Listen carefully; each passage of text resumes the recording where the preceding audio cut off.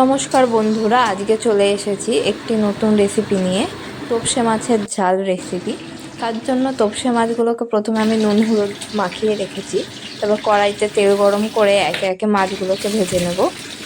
তোপসে মাছ কিন্তু একটু নরম হয়, তাই একটু ভালোভাবে এক পিঠ ভাজা হলে তারপরেই অপর পিঠটা উল্টাতে হবে সাবধানে। তোপসে মাছ ভালোভাবে ভাজা হয়ে গেলে সেই তেলে আমি একটু আগে কালো জিরা ফোড়ন দিয়ে নেব। তাতে আমি দিয়ে দেব আলুগুলো নুন দিয়ে একটু হালকা ভেজে নেব।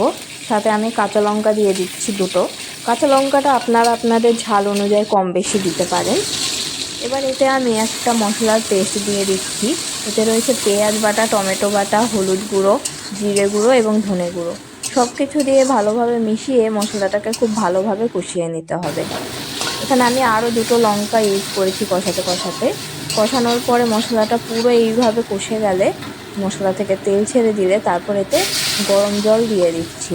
মাছের ঝোলে গরম জল দিলে বা যে কোনো রান্নায় গরম জল ইউজ করলে কিন্তু টেস্টটা ভালো হয়। এবার জলটা ভালো করে ফুটে গেলে এবং আলুটা সেদ্ধ হয়ে গেলে মাছটা দিয়ে দেবো।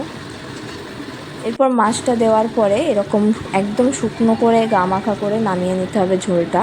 আপনারা ধনেপাতা চাইলে দিতে পারেন এই ঝোলে।